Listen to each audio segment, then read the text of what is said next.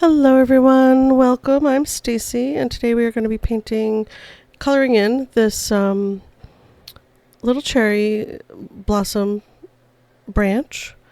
Got a couple little cherries, some blossoms, and I'm going to go ahead and ink it in. I do have a little trouble at the get with this one. I used it over other mediums and ruined it. So we're switching out to my Art Alternatives ink pen from my collection.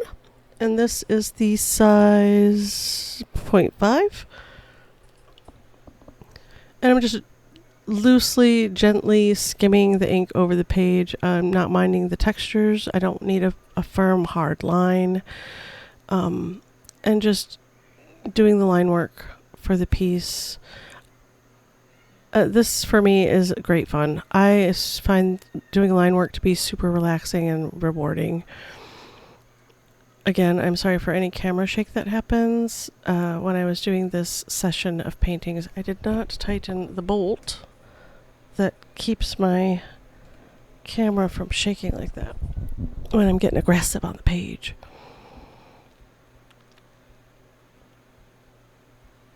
I am thinking about switching out this back to my tripod, but the tripod takes up so much space on the floor.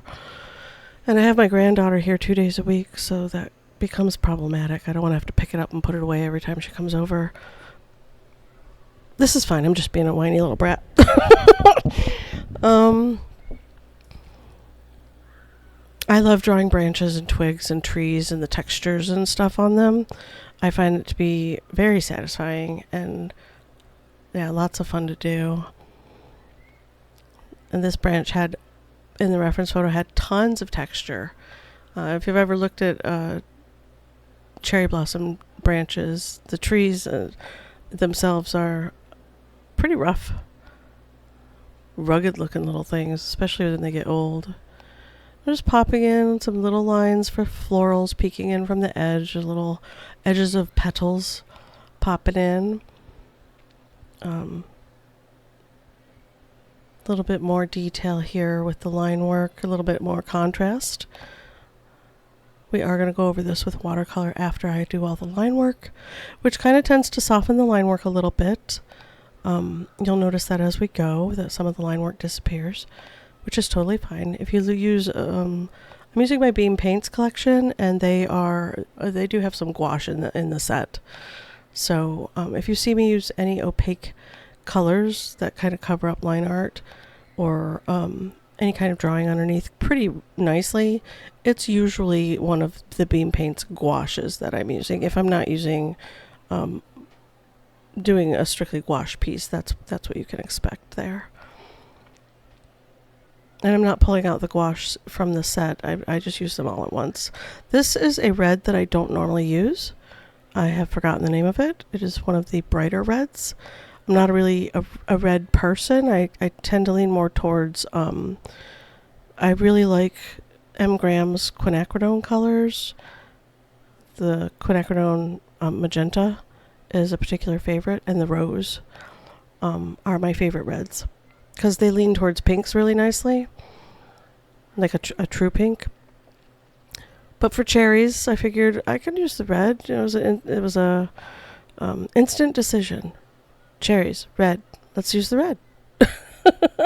And I know there are other ways to paint fruits. You can go in with different colors underneath your layers, but I knew I was going to use pretty opaque paints on top. And I grabbed this pink just because I wanted a little contrast without it being white. And I probably should have mixed in some red in this to kind of make the contrast a little less harsh. But yeah, I'm just doing a rough illustration of cherries here. I decided I wanted to get in a little bit of a background before I get going too much farther with all these tiny details. So I'm dropping in some greens, that green gold kind of color.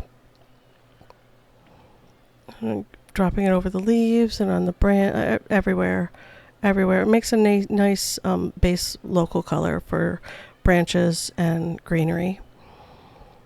It lends a little bit of depth, that golden depth, as you layer up. And if you're doing a springy kind of painting, it's pretty effective.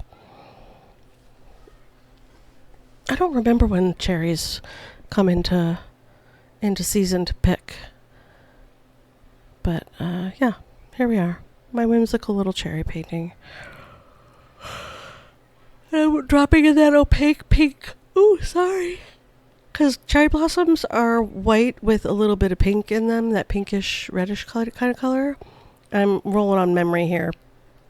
I'm just kind of winging it. Because that's what I do sometimes. And then I'm just picking one of my browns. I believe this is Wet Grizzly is the name of the color. Beam Paint's got pretty creative with some of their color names, which is super fun. And then I'm going to just go back over and drop in some bold on that branch, that little twig. I don't really fuss with the cherries too much more. So if you paint fruits pretty regularly, I do apologize for my rendition here. My super simple, sweet little rendition. I do, when I'm all done, really like the piece. I think it is a cute little pretty piece that you could slap a magnet on the back of and snap on your fridge or put on a little teensy tripod on your desk or whatever to brighten your day. A little bit of brown on the edges of those stems. And then here we are going in with that green gold again, another layer to make it more prominent from the background. And just popping it in on all the twigs really quickly. A little bit in that branch because your branches can have some green in them. Got a little bleed going on there. I don't really care. It's fine. And I extend that one little branch out a little bit with just the paint. And then a touch of red on that twig. And we're getting pretty close to finished here. Again, I wanted these to be super sweet, soft, gentle paintings. And here I am, instead of bleed proof white, going in with Beam Paint's white, which is pretty opaque, as you can see. And going over the top of the pink a little bit to kind of kick that back. Just a touch, just a little bitty touch. And again, I don't have a reference photo up. I'm not feeding off of a reference photo at all. I'm just kind of going with what I feel like doing. And this is the really nice magenta color that is in the collection, which is one of the reds that I particularly like. For some people this leans purple, for some people it leans red. It's kind of that in-between color, right? I really like it. So popping that on the flowers to give them a little bit of boldness. And then it's too bold, so I'm kicking it back a little bit. And that's what watercolor is for me. Going in bold and then kicking it back a little bit. Hitting it with the heat tool, because anything else I want to do on top, I definitely need to be nice and dry. And now we are going in with white pencil to get that crispy shine on those cherries. And because we're outside, I'm thinking the textures on the cherries for shine is fine. It makes them look sparkly. And then the edges of those petals are a little too pink, so I want them to pop off a little bit from the background. So we're going to go ahead and put a little bit of white on the edges and a little bit of highlights here and there. Once again, I really like texture in my art, so and we got a little white there to make that cherry pop and give a bit of contrast there, which is really nice. And then a bit of sparkle on that branch. And we're almost done. Super fun. There we go. Get a peel and a little close up here.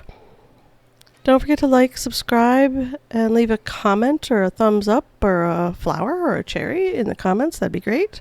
I would love to hear from you. I think this one turned out cute. There we go. And I will see you guys in the next one. I'm throwing everything on there. Bye.